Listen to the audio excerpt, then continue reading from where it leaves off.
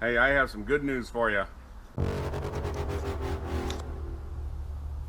I've had a lot of people ask me, are we going to do the 78 Trans Am with the 6-liter, the 5-speed, and all the Pro Touring suspension? And the answer is yes. Talked to my buddy Will today. We are going to move forward with this project. I'm very excited. So I wanted to give you a little bit of an update on the stuff that we're doing. I wanted to talk to you about Will's Trans Am. 78 Trans Am. We're doing a 6-liter, 5-speed manual, a Ford 9-inch. We're doing 4-wheel disc brake and 4-wheel coils. And we're going to do basically a simple budget build on it, but boy is it going to rip and have a good time with it. So for those of you who have been asking about the 78 Trans Am, we most definitely are going to be starting on that 78 Trans Am. As a matter of fact, we're going to start on it this week. We're going to be pulling the front subframe off. We're going to get it blasted, get it painted up. We're going to get some of the body panels blasted, and some of those body panels we are going to hand sand because we certainly don't want to have damage done to them. So that is the announcement for this week. We're going forward with the 78 Trans Am. Now, real quick, let's jump over and I'm going to show you what's happening with the 55 Chevy. All right, update on the 55 Chevy. As you guys saw in the last video, and if you didn't see, shame on you. Get over there and take a look at it. But as you saw in the last video, I was dumping water out of the cylinder heads, and we had some down in the pistons. So today, I'm actually going to be starting to pull the engine out. We're going to pull the lifters out before we do that. We're going to separate the engine transmission. We're going to get the engine put on an engine stand, get it flipped over, start pulling it apart so we can see if it's going to hone and see if we're going to be in less trouble than we thought we were going to. We've already dropped off the cylinder heads for them to be freshened up to make sure that everything's done properly on that. We're going to start pulling this thing apart today so we can get it on engine stand and we can get this thing going. But before we do that, I wanted to update you on the red Jeep Wrangler project. All right, another one of the projects we're doing. And you know what? For working part-time, we're doing way too many things. My wife tells me that all the time. All right, so the 94 Jeep Wrangler project for a buddy of mine. 4-liter, 4.2-liter head, performance exhaust on it. Well, it's running pretty good. So where do we stand on that? Why is it still sitting in the driveway? Well, we ordered up the shocks the other day, and this has a lift kit on it and larger springs, and the shocks were wrong. And I finally got the right shocks. We're going to get those installed today. I'm hoping tomorrow to actually be able to deliver this car. So that would be super exciting for Mike, and it'd be super exciting for us to be able to get this out of the driveway. The only other thing we're really working on is we got to give it a little bit of a bath. You know, I told him you got to get it taken and do a detail on it. I'm not going to do that, but we will clean it up some so it doesn't look quite so hideous. But anyway, 94 Jeep Wrangler 4x4 project going away tomorrow. All right, we're going to get these head gaskets pulled off. We're going to go ahead and pull out these lifters. That's a simple job. And we are excited to see that those are roller lifters. But we need to keep those in the right order. I know that this engine's never been fired, but we still want to keep them in the right spot. So we'll get ready to pull it out and have lots of fun. These head gaskets are a pain in the tail end to get off because they are the triple layer metal gaskets, which is a great gasket, by the way. But when you go to take them off, man, it's a pain. You cannot reuse cylinder head gaskets. Most gaskets you cannot reuse, but I'm sure someone's done it sometime. But all right, you see there I'm talking about the triple layer. That's probably the style we're going to put back on. We just won't have all that silicone on it. That's not cool.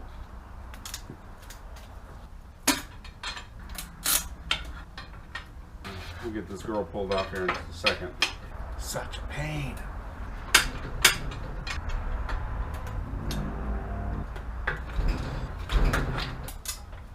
Such a pain. Have I said that before? I don't know why it's so difficult. All right, silicone again, and what a pain to take off, but we're moving in the right direction. I'm going to grab the lifters out, put those lined up in this little valve cover here so that they don't get confused, and then we'll be ready to pull this thing out. All right, so roller lifters. Hopefully you guys will be able to see that. See the little roller on the end? As the camshaft comes along, it rides on that roller, and so there's less resistance. and allows you to have a larger cam profile or a bigger bump, and which opens the valve more, which lets more gas in, which means you go faster. So I don't know what the lift and duration is on this cam yet, but I can see that these have never been run, and hopefully they're all okay. We'll get them pulled out. Start getting ready to tear this girl down. All right, I think that we are ready to hook up to this girl. Maybe we'll use a cherry picker or an engine hoist, whatever you want to call it. I've always called it a cherry picker. But maybe that's just some backwoods country something that nobody else calls it, I don't know. Anyway, one of the things we're going to do to this, as we pull the engine transmission out and we start to mess with it, on all the chassis here, we're going to take it over and get the chassis sandblasted. And the reason for that is because we want to have a nice looking finished product when you guys get a hold of it. We're probably also going to have the firewall blasted, just so I think we're going to paint this all satin black inside here. We might paint this a body color. We might, I don't know. But anyway, thinking about getting it sandblasted so that it'll all be ready to, once we start putting the engine back in, it'll all be painted up and pretty looking. We'll be able to make steps just a little bit faster, you know, do it while it's easy. That's what I say. This water pump was just set on here to mock it up. It was on here when I bought the engine, I think. Pretty sure. It's not bolted down tight, so it looks like it's in nice shape. A little dirty, but it looks like it's brand new. See if we can pull this pulley off.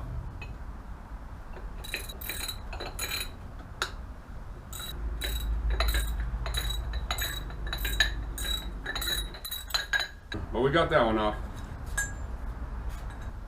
Alright, let's see if we can get this thing hooked up.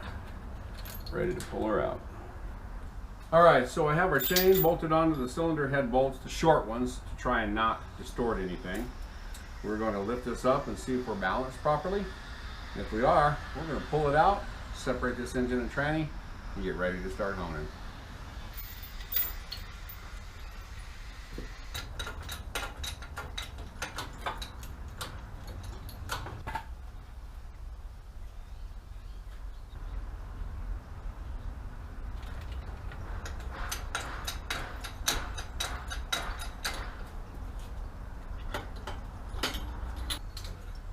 That's better.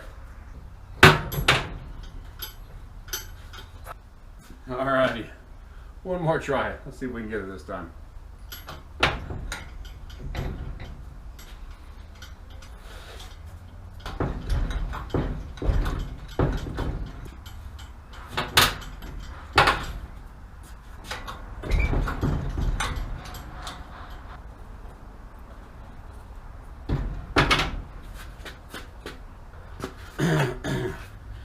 Got it out? Let's separate it. Alrighty, we are going to reposition our chain so that when we separate the transmission off from it, the engine doesn't go falling on top of its head, which with all the troubles we're already having, we don't need that to happen too. We'll take our slack up, undo the transmission, separate it, and put her up on a stand. So this is a short shaft turbo 350. I think this is the one that we're going to have built for this car. We've got to put a shift kit in it, and some performance bands and clutches so that it'll hold up to the horsepower. It's a 3-speed automatic, but for what we're trying to do with this car, it's more than enough. I wouldn't mind having a 700R, which is a 4-speed automatic, but I don't have one. So, if I don't have one, that means you won't have one if you win the car.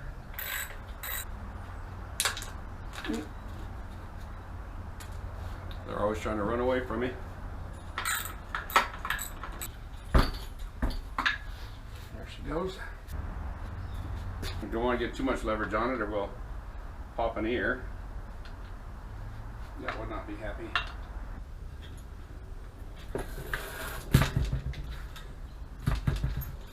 Alright, transmission off. Alright, now anyone who's worked on any car for any amount of time, even if it's for 3 seconds, you know that a 3-minute job is going to turn into a 3-hour job. And so something as simple as bolting on our plate to the back of the motor so that we can put it on our engine stand. And I can't find the 4 bolts we have. I can't find the 4 bolts that we have to bolt it on. So I get to run over to Home Depot, waste a half hour so I can bolt this up and get it put up on a stand, which means I may not get to tearing this apart today. But we'll find out here in just a minute. Stay tuned. Everything comes to a screeching halt for 4 of these right there. Wasting a half an hour just doing that. Anyway, we're gonna get it bolted on, pull it up. Let's get this girl pulled apart.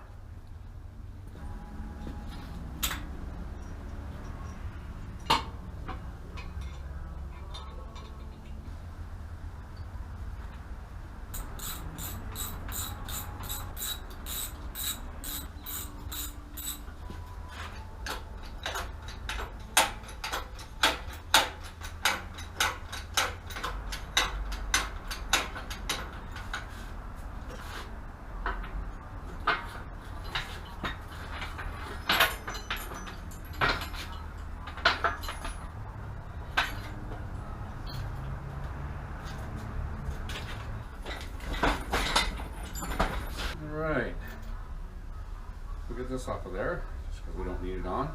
Don't need to complicate issues. Alright, the very first thing we're going to do is we're going to check to see if there's any oil in it.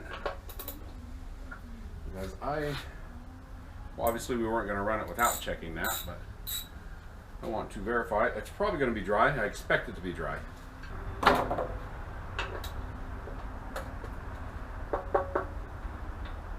That's a good thing. All right, we are going to rotate this girl over and get ready to pull the pan off. Sounds terrible, doesn't it? It's not.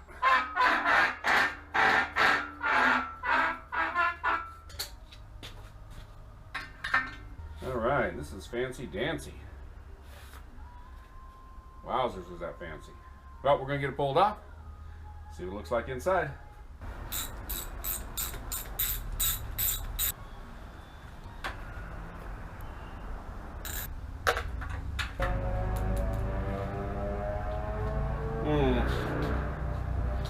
There it is. I always drop at least one.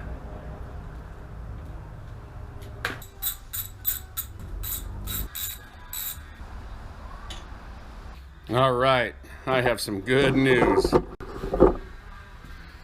All right, the moment we've all been waiting for. Let's see the truth.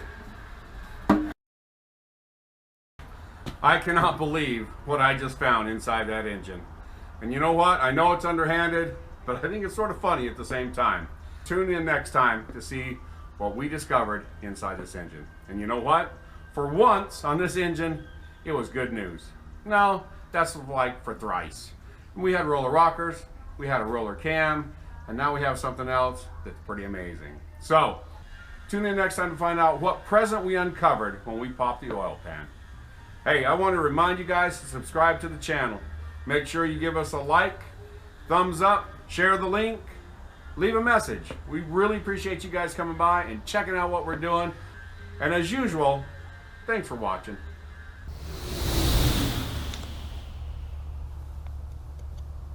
Hey, I want to remind you guys, Christmas is coming up. It's a great time of year. Make sure that you visit my merchandise store.